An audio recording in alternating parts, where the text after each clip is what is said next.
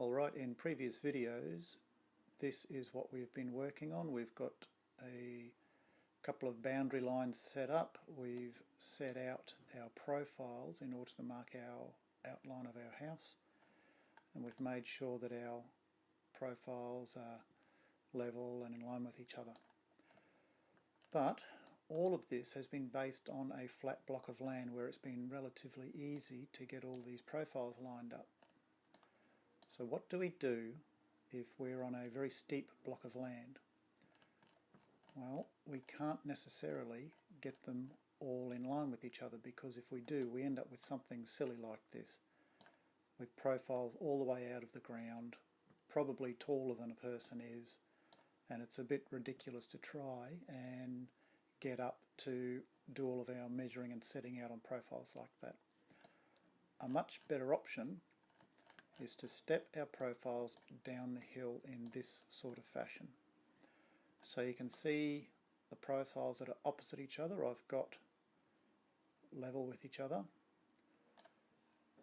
Of course, if your hill is coming down maybe on a diagonal direction, maybe that's not possible, but wherever you can, try if possible to get anything lined up and level.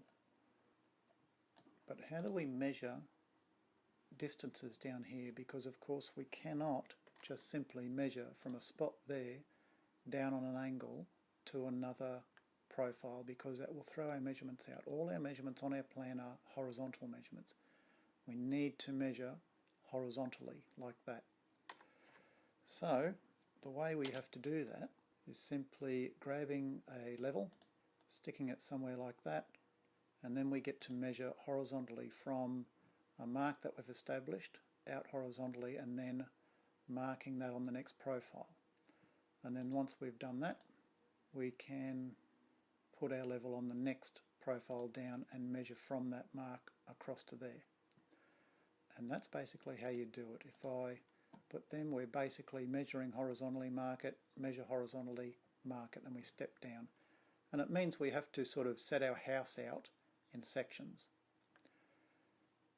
Now, depending on the slope of the block of land, maybe you might be thinking, I can put a straight edge against this level, have it further up in the air, and then just measure straight across horizontally from my first to last. Now, yes, you can do that, but only if you're able to hold that level nice and vertical without it wavering around. So if you do that, the easiest way I find to keep a straight edge level is just to grab a stick of timber and just shove one end into the ground and hold it against your level, and it just helps to steady that level so that it's not kind of wobbling around on you while you're trying to measure it.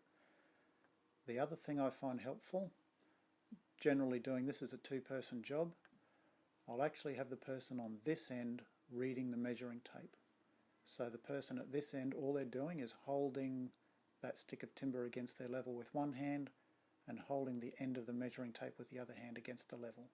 And all they have to read is the level bubble. And the person on this end is doing the reading of the measurement and making marks or calling out measurements. If this person is trying to read the measuring tape, he's trying to read the level bubble at the same time and keep all of this together. It can just get a little bit awkward.